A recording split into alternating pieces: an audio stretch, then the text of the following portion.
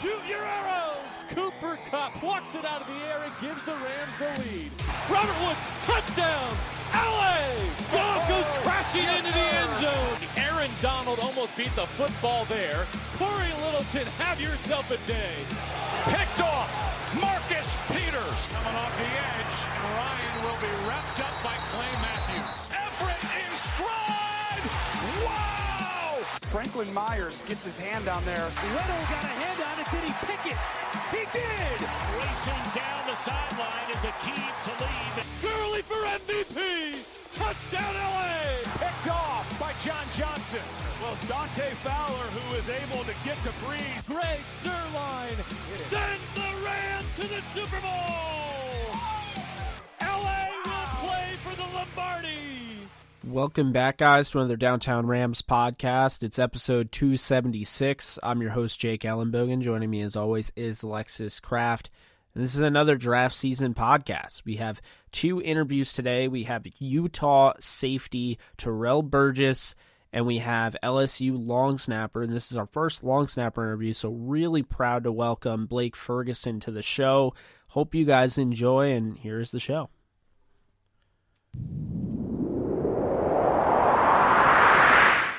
All right, guys, joining us on the podcast, we have Utah safety Terrell Burgess. How's it going, man? Thanks so much for coming on. I'm doing well. Thank you guys for the opportunity to be on the show. Yeah, of course. We're excited to talk to you. And just to start this off, we just want to hear a little bit about how you got into the game of football. I kind of got in.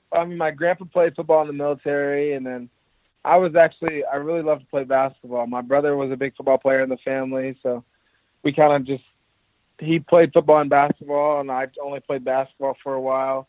And it just got to a point where I just thought that football was, a fun sport. I played it in fourth grade.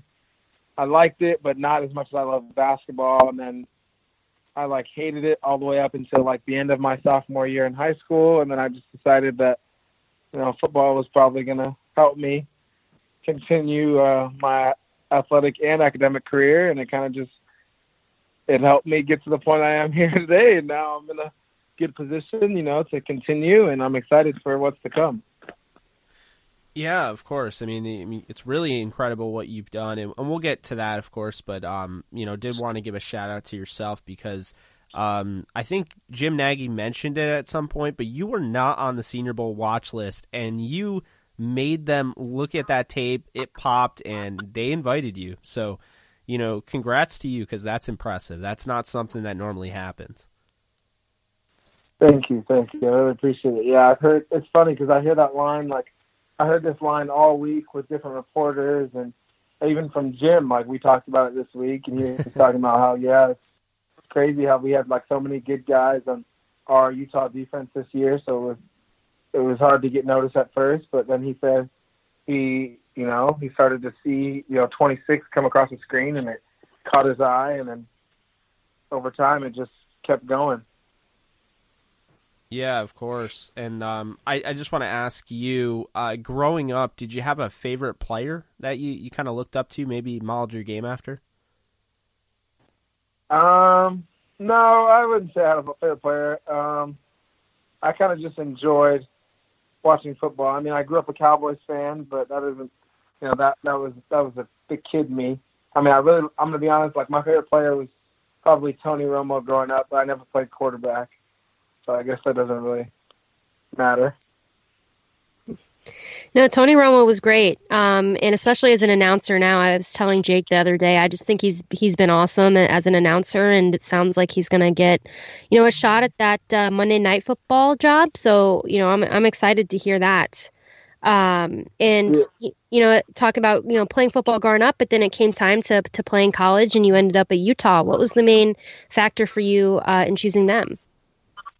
It's kind of funny. I get that question a lot too. I don't know. It kind of was just a gut feeling. I went on a visit to Utah in the summer going into my senior season, and I loved it. The mountains looked like a backdrop, and it was just a beautiful scenery, and the people were nice, and it was just amazing. And then every time I went on a different visit, I was always comparing it to Utah, and I felt like that was my heart trying to tell me something about where I wanted to go. So I decided to, sign my letter of intent with Utah, and the rest is just history. It was great. Yeah, I mean, you guys had, so much talent there, and, obviously we got a chance to see that, yourself and, I mean, Bradley and I, absolutely tormenting. I honestly felt bad for the other quarterbacks, man, because he was just mean. But on top of it, Francis Bernard was, he really popped during the week. So I thought you guys as a whole really represented your program, with the utmost professionalism, and obviously you really put yourselves, out there for the next level. But what was your overall experience like at the Senior Bowl? Oh, definitely one I won't forget. It was definitely a long week. I was kind of sick the first 4 days. So from Sunday to Wednesday, I was pretty sick. So that made the week feel a little longer than it was. But, it was a long week, but, I wouldn't trade it for the world. I'm really grateful for the opportunity, and I'll definitely make some memories that'll last a lifetime. Yeah, for sure. And, speaking of memories, is there any memory from your time playing at Utah, maybe a specific play or a game or just experience while you were there that stands out to you as being one of your favorite memories from your time playing in college? I wasn't even in this play, but I remember my freshman season against BYU. The first play of the game, one of our linebackers got a pick six, and it was one of the loudest moments I heard in our home stadium, and that was definitely one of my favorite moments in college. It was crazy. That's incredible, and that's just really cool. I mean, it's always really cool to find out, what everyone thought was their, favorite moment or favorite memory that really stood out, or even a play.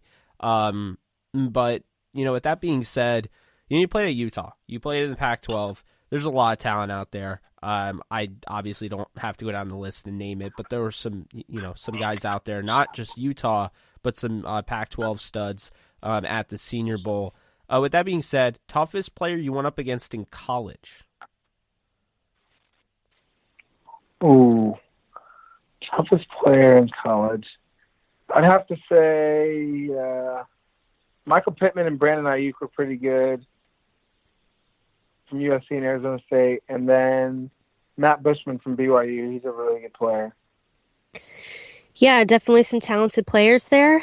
And, just looking at yourself, as a player, what would you say is your biggest strength? Honestly, I feel like I'm, a smart football player and really instinctive, and I have, the ability to play in multiple positions. Yeah, and I mean, of course, versatility is really key at the next level. You look at guys like, LaMarcus Joyner that could play cornerback, safety, and you look at like Mark Barron, who, could play linebacker or safety. It's really important to, have that versatility. So I think that's something that, will really bode well for you. But kind of just looking at your game, from a criticism standpoint, what would you say is one area you're looking to improve on in regards to your game? I'd say this isn't like something I'm like terribly bad at, but I'd say that I'd like to improve my off-man coverage, mainly just because I don't, it's more reps at it would probably help me. I just didn't have many repetitions at it, so I feel like that's probably, I guess, I don't like saying this word, but I guess a weakness of mine. Yeah, and this next question is just kind of a fun question that we like to ask, different defensive backs. But, what quarterback, if you had to pick one in the NFL to pick off, who would that be? Ooh, wow. That's a great question. I would have to say, there's one of two. Either Tom Brady, obviously, he's really good. Him or Drew Brees. Drew Brees, yeah. Yeah, those are obviously great choices there, and I guess we'll see what happens with Brees because, he got the ceremonial start in the Pro Bowl, and we're kind of all wondering what that means. Yeah. But hopefully you do get a chance to do that, because that would mean that he was staying another year. But I do want to ask yeah, you. that's true. Yeah, of course. But I do want to ask you, because we are a Rams podcast, and you were just at the Senior Bowl. I know it's early in the draft process, but have you met or spoke with the LA Rams yet? Yeah, I met with a few of, I don't think any of the coaches, but I met with a few people on staff while I was at the Senior Bowl. Yeah, well, and it was a good time. I mean, I'm excited to, get a chance to speak to them again in the coming weeks if they reach out to me, and hopefully I get a chance to play for their team. yeah, of course. And just in closing, we want to hear kind of in your own words, who is Terrell Burgess as a player, and who is he as a person? Terrell Burgess as a player and a person, I'd say, they kind of go hand in hand. As a player, he's smart, instinctive. He'll do whatever is needed, and loves the game. He loves to give great effort, and just I don't know. That's a tough question, but yeah, he's just one that loves to play and can't wait to keep playing. And then as a person, he is a server. He's somewhat smart as a person. And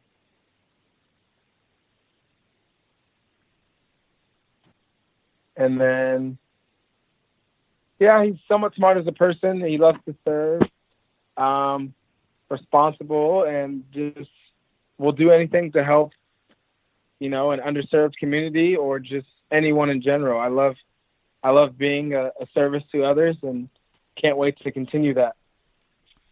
Hey, I like that answer, man. I'm bummed that, we didn't get a chance to meet each other. I mean, you sound like an outstanding dude. But hey, appreciate you, circling back, and we got this show together with you on it. Best of luck the rest of the way, and let's keep in touch, Terrell. Yes, sir. Of course. Thank you. I really appreciate the opportunity to be on you guys' show. This is amazing. Yeah, of course. We love talking to you, and we hope to talk to you soon, and let's keep in touch. Yes, sir. Yeah, yes, ma'am. Sorry. All good. Sounds good. All right. Take care, my man. You too. Thank you. All right. Joining us on the show, we have LSU long snapper Blake Ferguson. How's it going, man? Thanks so much for coming on. What's going on? Thanks for having me on. I'm excited to be here. Yeah, we're excited to talk to you. And just to start this off, we just want to hear a little bit about how you got into the game of football. Yeah, so I've been playing football for most of my life now.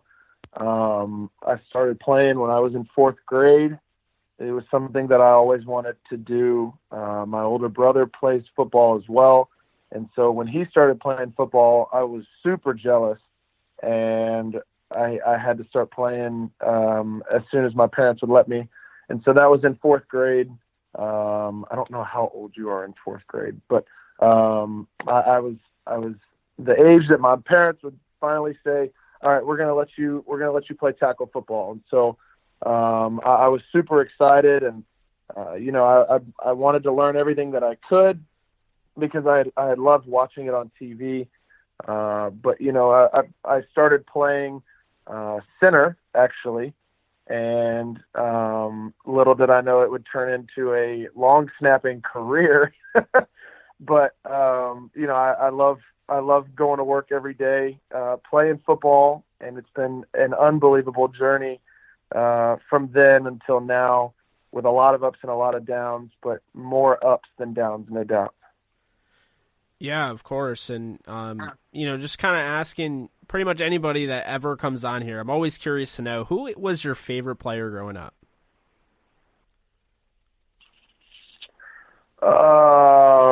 Probably Peyton Manning. I was I actually grew up a Tennessee fan. Both of my parents graduated from UT. My dad's from Knoxville, And so I got orange, a little bit of orange blood running through my veins, along with the purple and gold blood that I have now. But I loved watching Peyton play. He and Reggie Wayne and Marvin Harrison and Dallas Clark and all those guys back in the day when he was playing for the Colts. They were fun to watch. And so I guess Peyton probably, but as my position changed a little bit and my career path began, and I knew I would have a chance to continue playing at long snapper. I watch guys all over the league. I admire a lot of the long snappers in the league, and a lot of them have been doing it for a long time. But I think one that I really enjoy watching would be my older brother. Not just because he's my brother, but because he has an unbelievable approach that I've been able to watch for several years now, and just the way he approaches the game and his professional mentality that he has towards what he does is so admirable. And so it would probably be Peyton Manning and my older brother Reed, I guess, would be my two that I've enjoyed my entire career. Yeah, that's awesome. And then, you mentioned kind of the Tennessee connection there, but you end up playing at LSU. What was the main factor for you in choosing to go there? So my brother and I both actually had opportunities to go to the University of Tennessee, and we both ended up turning them down. But, for Reed, when he started playing, or when he started kind of making his way towards college and had several opportunities to play at the college level, LSU was one of the first teams that recruited him. And as a long snapper, schools don't bring in long snappers every year. It's not like a quarterback. It's not like receivers. It's not like any other position, in that they only bring in one every 3 to 4 years.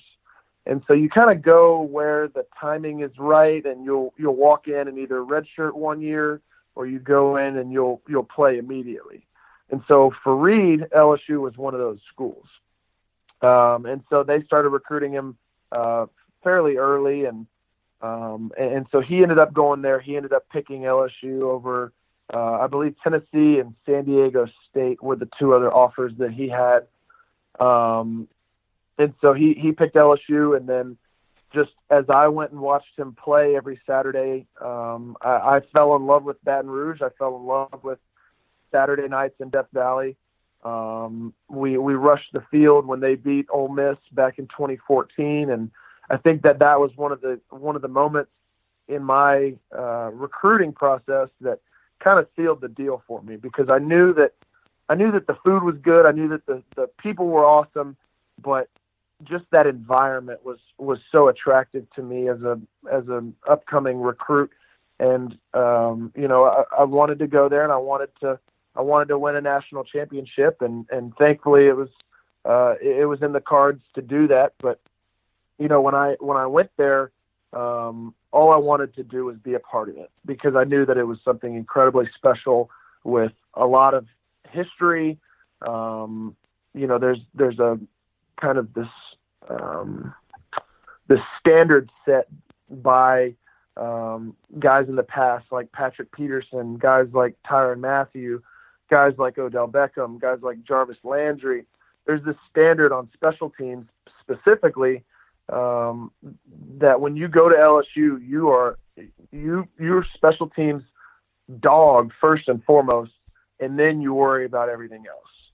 And you look at those guys and you think, sorry, I'm kind of rambling here with how I picked LSU, but you look at those guys and you look at their career at LSU and you think, okay, these guys were sold out on special teams first, and then look at their careers since then.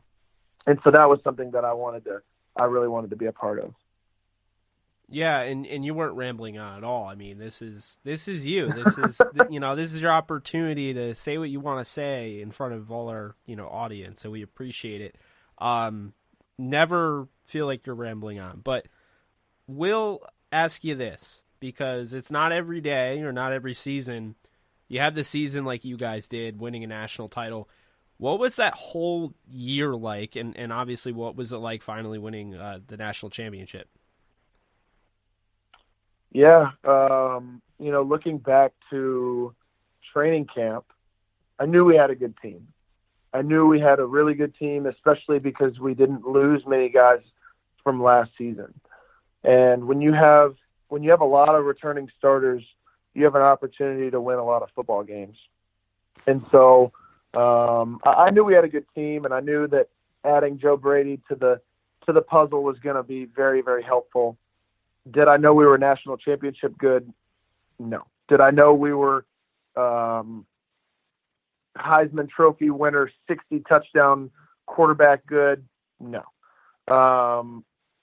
This season has been unbelievable. And, I heard Greeny on ESPN the other day talking about how it's not worth arguing whether this is the best team of all time, because there's no way to argue that.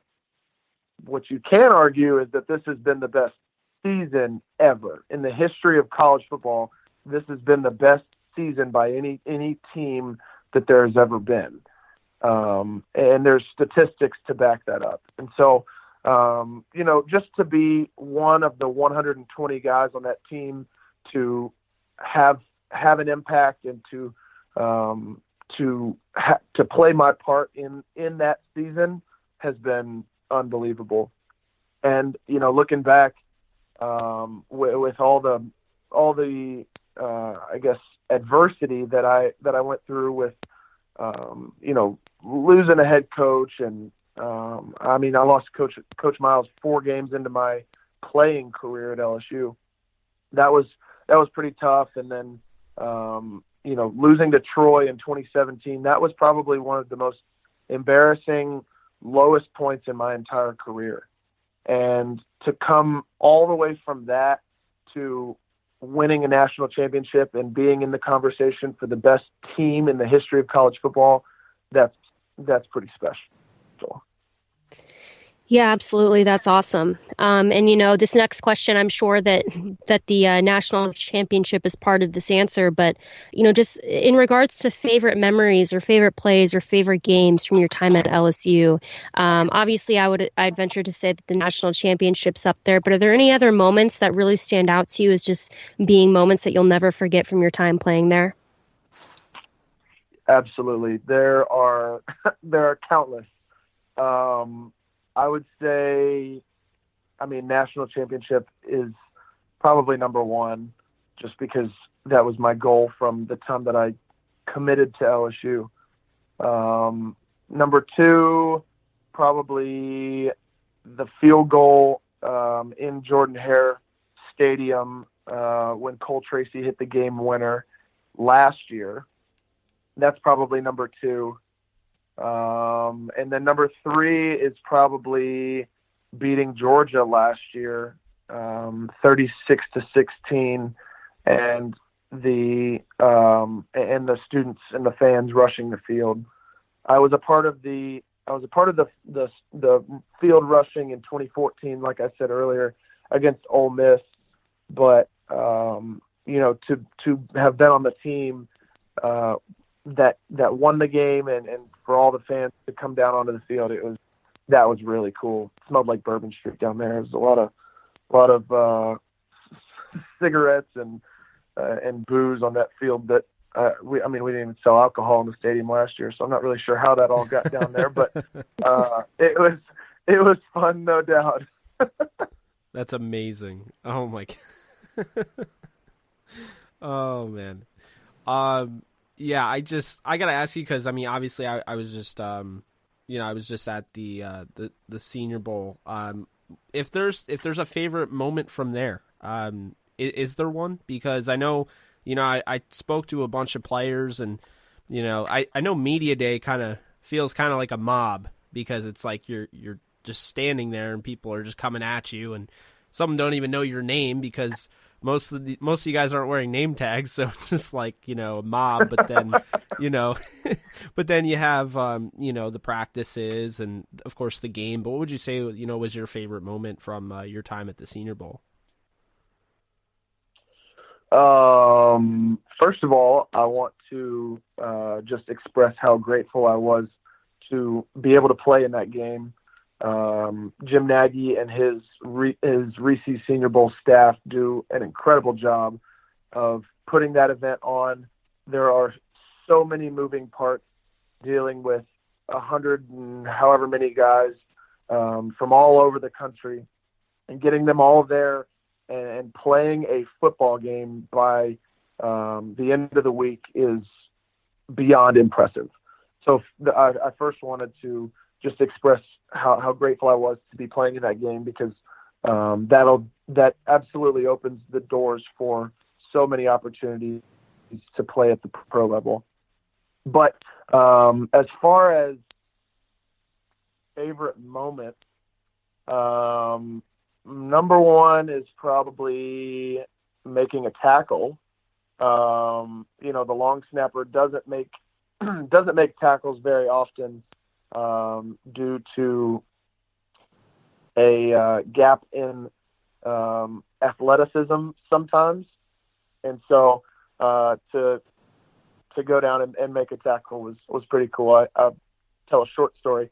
My coach in pregame told me, he said, all right, I'm expecting you to make 3 tackles today. He said in the return that the other team is going to be running, it was a pretty basic return. The snapper is unaccounted for. So that means that they're not going to have anybody blocking me as I run downfield. And so he was like, this is your opportunity to go down and make a tackle. And so I was like, all right, sweet. I hadn't had any tackles all year. We didn't punt a lot with the offense that we had. So I didn't get very many opportunities to do that. But I knew that I would have an opportunity and went down and made a tackle. So that was pretty special moment. Another cool moment, probably when the 5 hours of psychological testing was complete and walking to my hotel room and going to sleep. That was one of the best feelings of the entire week.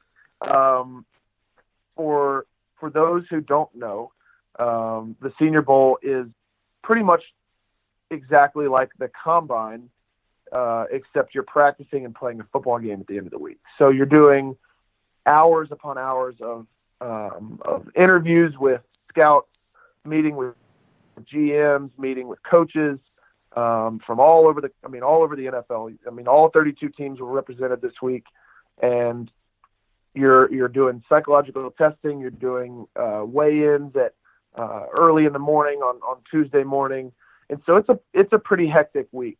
But mentally, the hardest part was definitely that psych testing. I think it was Thursday night, and the guys were rotating which night they did their psych testing. But it was about 4 or 5 hours of looking at a computer screen, doing reaction tests, doing questionnaires about anything under the sun. They want to know when you come to a team, they want to know everything about you. And so they want to know how you think. They want to know if you are more mechanically brain functioning. I don't know what the word is. They want to know if you're more artistic. They just want to know everything about you. And so that's part of the process. And so that was probably finishing that and being able to eat food, snack and go to bed was probably one of the highlights of my week. That's awesome. It's a pretty stressful environment. For sure. And, just, going into, your strengths as a player, what, in your opinion, is your biggest strength as a player? I think aside from the snapping, aspect of it because a lot of the guys are good at long snapping. I think what I bring to the table would be probably the intangibles that I have, the leadership skills that I have, the ability to communicate with my teammates. There's a lot of guys that are really good at football, but the guys that are able to help their teammates get lined up where they need to be, or the guy that already knows the play that the coach is going to call before he calls it. I think that is probably a piece of the puzzle that is undervalued at times, and so I think that's something that I bring to the table. I pride myself on being a student of the game and knowing the opponent better than they know themselves at times, and so that's probably what I bring that other guys may not. Yeah, and I do want to ask you, because this is always a fun question. I'm always curious to know: is there anybody that really stands out in college that you went up against and you're like, wow, that was definitely the toughest guy I faced? Jalen Waddle is probably up there. He's an electric returner that took one to the house against us in the Alabama game this year, so he's probably number one. Terrell Lewis, I played against him for my whole career. He was a freshman. He was a true freshman the year that I was a redshirt freshman. So I played against him for 4 years, and a lot of times they had him. He was a linebacker at Alabama, for those who don't know. And these Alabama guys keep coming up. They got some pretty talented players. But he was responsible for holding me up in coverage a lot of times on their punt return team. And so when I snap the ball and I go to run downfield to make a tackle, and I have a 6'6", 260-pound linebacker with arms twice as long as mine staring me in my face is pretty daunting. But those are probably the two that stand out. Obviously, at this level, every returner is electric. If you give them an inch, they're going to take advantage of it. And so, I mean, you got guys like Christian Kirk. You got guys like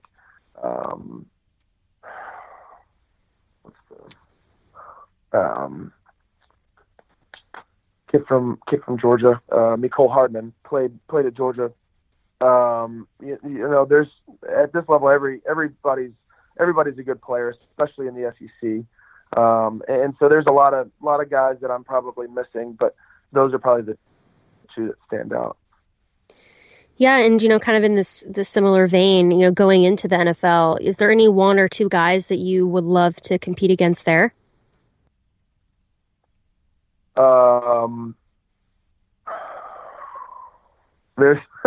There's a lot of guys that I've faced that I would rather be on my team than the other team because they, I mean, there's in the SEC there's a lot of amazing players. A guy that I would probably like to play against again would be Jalen Waddle, because I want to go down and make a tackle against him, because I want to make up for the however many yard return that he took to the house against us this year. Yeah, Jalen Waddle is definitely going to be a stud when it's his time to come into the league. You are not the first person I've heard mention his name within the last 3 days. They were like buzzing about him in Mobile. I heard all sorts of like scouts and coaches in the stands that were talking about him. So clearly he's on the map for sure. I will ask you though, because we are a Rams podcast, and I know it's early in the process, but have you met or spoken with the LA Rams yet? I've actually not. And it's funny that you asked that, because I've spoken with like 28 of the 32 teams, and the Rams are one of the 4 teams that haven't reached out. Obviously McQuaid is an unbelievable snapper for the Rams, and the special teams unit that they have in LA is one to admire for sure, especially with Johnny Hecker. I mean, that dude is we watched. So just for a little bit of background, when we at LSU, when we would finish watching our film from the previous game or the opponent film in our meetings, the first player we would always turn on to watch, or the first team we would always turn on to watch, would be the Rams, because we admired Hecker so much, and I admired McQuaid so much, and so that's a group that I have a lot of respect for.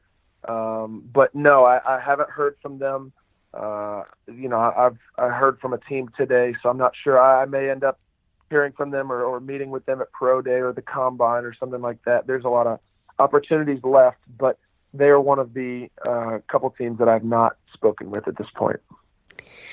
Yeah, well, I know Jake and I we hoping that they reach out to you, but if not, I can say that Jake and I are going to be fans of you no matter where you go, just because we're big fans and we'll be following you. And, hopefully, maybe you'll end up in Horns for the Rams. But if not, we still think big things are going to come for you. So we're excited for you. But, in closing, just in your own words, who is Blake Ferguson as a player and who is he as a person? I want to thank the Senior Bowl for prepping me for this moment, because I was asked so many times who I was, and so I was more than prepared for this moment. But I think just what did you ask? As a player and as a what? As a person. So I think as a player first, I'm incredibly passionate about the game, but I'm passionate about the impact that I can make just without being on the football field. As an athlete, we have an outstanding opportunity to make an impact on those around us because of the platform that we're given. And so for a long time, this is something that has been my goal, just because I love the game of football, but also because I want to reach those around me, and those that I can have influence on, just because I'm a professional football player. You look at guys like Kobe Bryant, and I send my condolences to him and his family and those that were close to him. But he had an incredible impact off the basketball court. He was involved with several different charities and foundations. He and Vanessa had their own foundation. And so it's things like that as a player are most important to me, because the game is gonna fade at some point for me. And my name will be on the history books or whatever, but the impact that I can make in somebody's life because I'm a football player go beyond that. And so I guess as a player, that's probably what's most important to me. And then as a person, this kind of goes hand in hand with as a person, but I think probably my faith is one of the things that I'm most driven by and motivated by. And so, if I can have an impact on those around me, and be able to share my faith with them because of what I do and because of who I am off the field, that's really all I can ask for. I mean, I think you nailed it. That's great response. I 100% agree, and you were spot on about Kobe Bryant. Really affected Alexis and I, as well as many others. So, condolences to the family, of course, and rest in peace to Kobe and all the people that were involved in that tragic accident. But on another note, Blake, we really appreciate you coming on. You were a blast to talk to, and we'll be rooting for you, man. I think it's really interesting that you brought up that you were watching Rams film, and now all of a sudden the mastermind behind all of that is now out of the building. So You mentioned Jake McQuaid. There's going to be a new sheriff in town, so who even knows if he will still be here. So, there could be room for you. So just keep that in the back of your head. We will see indeed. Yeah, thank you so much for having me on. Yeah, of course. Thank you so much. Keep in touch. All right. Sounds good. Have a good one. You too. Take care, Blake. Bye-bye.